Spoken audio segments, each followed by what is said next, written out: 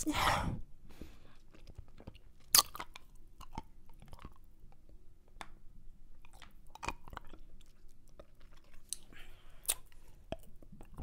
Alam mo, naisip ko,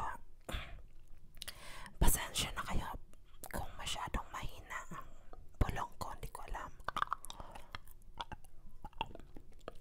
Kasi dahil ang dami-daming, hindi ko alam kung anong tawag sa Tagalog, pollen.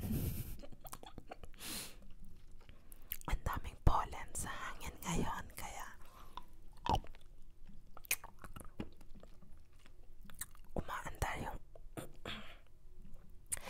umaandar ang allergies ko. So pasensya na kung masyadong mahina ang bulong ko sa, kung masyadong, hindi ko alam kung anong gagawin ko.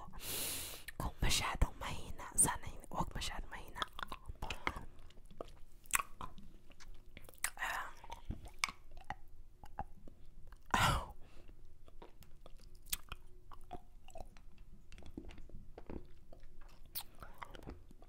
Iniisip ko kung anong pag-uusapan ngayon, kung anong ipupulong ko, pero alam ko tungkol kung paano mo alam kung mahal mo pa ang isang tao ng totoo.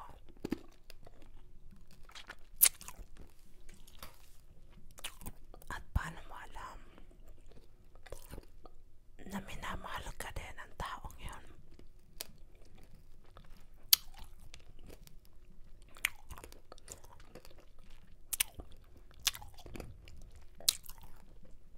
Kasi paano ka nakakasiguro na totoo kang mahal ng taong yun? Kasya na ba na sinasabi niyang mahal ka niya, na nililigawan ka niya, na binibigyan ka ng mga bulaklak, tinatawagan ka, sinasabi niyang mahal ka niya? Yun na ba yun? Yun na ba? At ikaw, paano mo alam? Ikaw mismo, talaga bang mahal mo siya?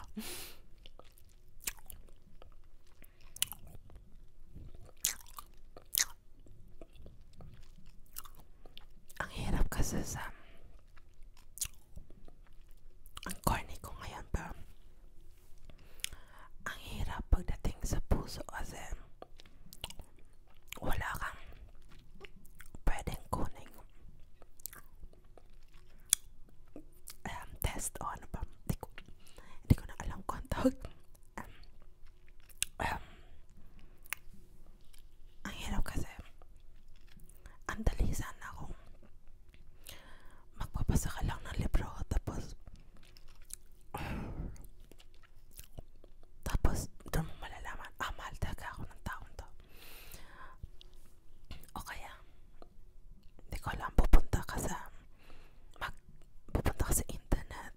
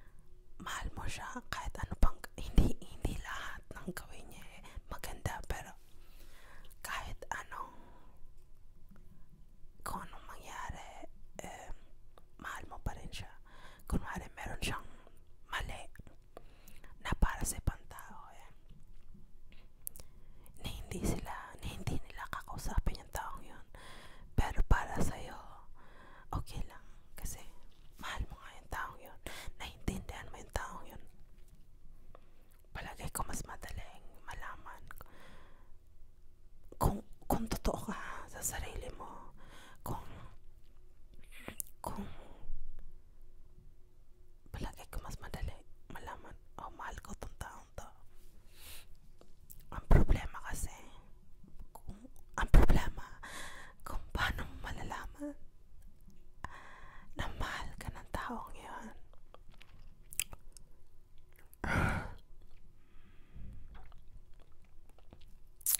palagay ko sa ibang tao na normal mag-isip, madali lang malaman kung mahal ka o hindi. Pero sa katulad ko na ibang mag-isip, hindi ko alam talaga kung, kasi ako ang klaseng tao, sinasabi ko ang nasa isip ko. Pero paano ang iba? Madalas hindi nila sinasabi ang nasa isip nila. So paano ko malalaman?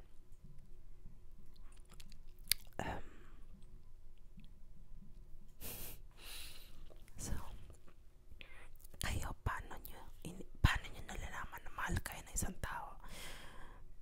Hindi naman kailangan nobyo to, hindi kailangan nobyo, asawa. Pwede ring mahal mo ng kaibigan. Paano mo malalaman na totoo ang sinasabi nung kabila? Yun kasi ang nasa isip ko ngayon. Kasi ako, sa sarili ko, madali kong malaman kung mahal kong isang tao. Kasi halos pag mahal ko ang isang tao, kahit halos anong gawin niya, patatawarin ko. Pangit ba yun? Pangit ba yung patatawarin mo lahat? Hindi ko alam. Para sa akin, sinabi din to ng ate ko sa akin na pag malalaman mo na mahal mo isang tao kasi mamahalin mo pati yung mali niya. Hindi ibig sabihin na mamahalin mo ang taong masama. Hindi. Kundi yung mga ugali niya na hindi gusto ng iba, okay pa rin sa'yo. Doon mo daw malalaman na talagang tinamaan ka. Siyempre, nung sinabi ng ate ko yun, ang iniisip niya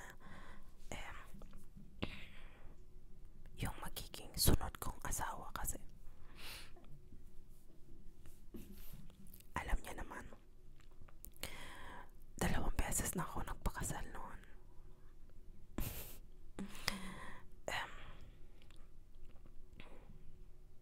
Ganon din ba kayo? Pag may minahal,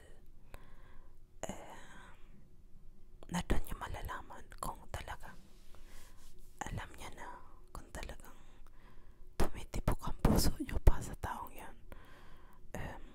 Sabihin na natin kaibigan lang, tapos may ginawa siyang mali, pero andun pa rin kayo, magkasama pa rin kayo sa eskwelahan, sa mall, sa palengke. Doon nyo daw malalaman kung tama yung pinili mong kaibigan. Siguro nga, ako kasi hindi ako masyadong nakikipagkaibigan.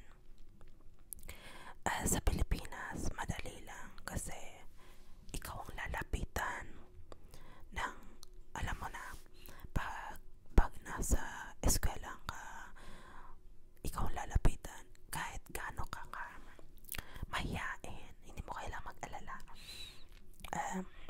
na wala makikipag-usap sa'yo kasi ganun sa Pilipinas. So, nung nasa Pilipinas ako, hindi ako naghanap ng kaibigan, lumapit lang sila sa akin.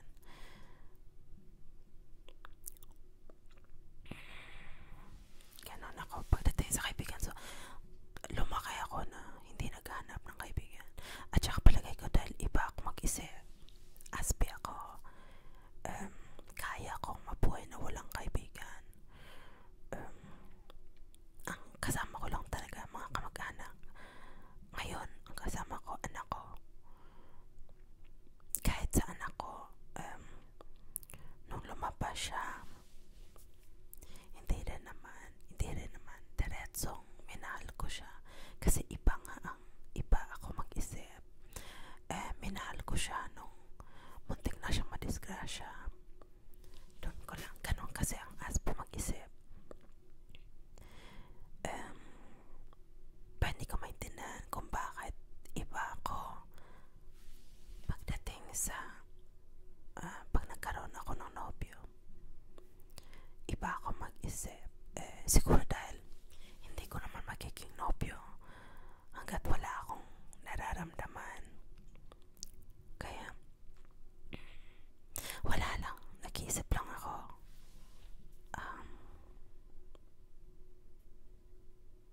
Kung kailan mo alam ko mismo na mahal ko. Ngayon, kunwari ngayon may nobyo ako, syempre alam ko mahal ko siya. Pero iniisip ko ang ibang tao, paano kaya sila? Kasi ako nahihirapan ako, hindi ako ganun kadaling magmahal. Matagal, ang tagal-tagal ko nang mag-isa, walang nobyo. Ngayon lang ako nagkaroon ng nobyo. Ang tagal na. Gusto ko malaman kung paano kaya ang ibang tao na palaging may nobyo. Paano nila alam? Ang talas-talas nilang magmahal. Ako, bihira akong magmahal ng totoo, yung totoo. Pero ngayon sa nobyo ko, alam ko syempre mahal ko siya. Masarap yung pakiramdam na may minamahal ka. Nakakatakot lang kasi syempre hindi mo naman talaga alam ang iniisip nung kabila, nung minamahal mo.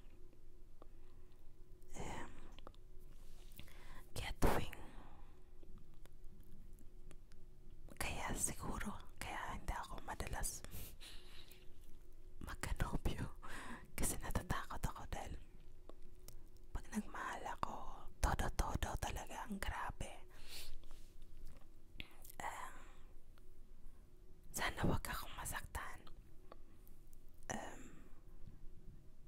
Hindi ako pwedeng magkwento sa inyo ng kung ano-ano kasi hindi lang tungkol sa akin. Pero gusto ko lang kasing ilabas yung nasa loob ko kasi medyo mahirap.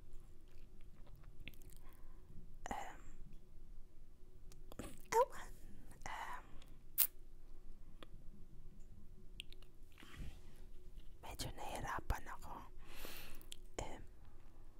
kasi dahil grabe akong magmahal. Nakakatakot kung mali ako, kung paano kung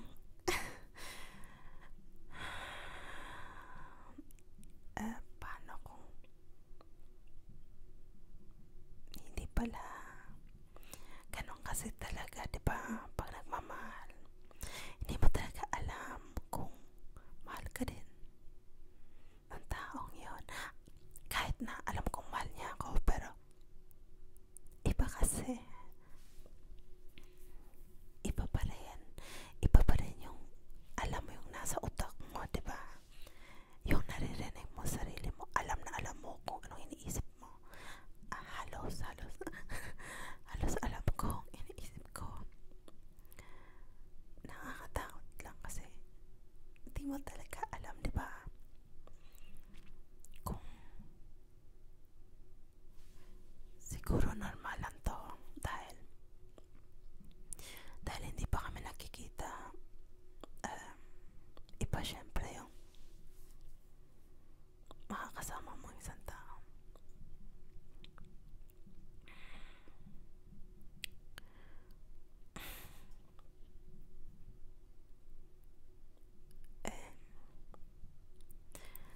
Sana magustuhan ni Nelia tong video na to.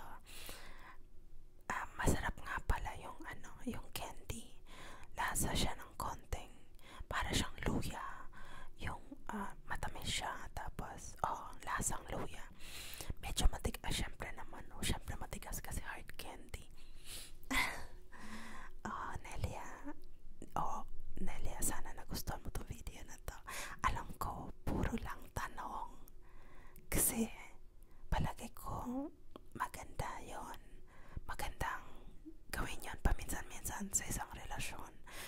Natanungin mo sarili mo, kahit alam ko nararamdaman ko. Pero, alam ko kasi kung anong nasa puso ko. Ngayon, gusto ko rin tanungin ang nasa utak ko. Kasi alam niyo na naman, pag may minamahal kayo, puro lang puso, halos ang maandar. Dahil aspi ako, hindi ako ganon. Ginagamit ko palagi ang utak ko. Nakakatakot kasi kung puro lang puso. Hindi ba kayo ganon? Na pag mahal na mahal yung isang tao, puso lang umaandar. Nararamdaman ko kasi ngayon, pareho namang puso at utak ang umaandar sa akin, pero ang hirap kasi yung pag minsan kasi minsan mas umaandar ang puso. Natatakot ako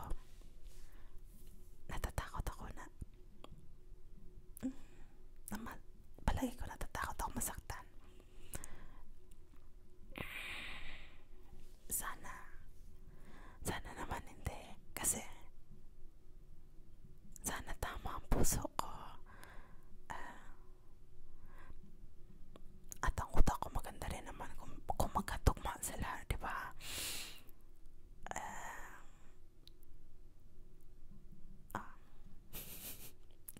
Okay, Nelia, sana nagustuhan mo tong video.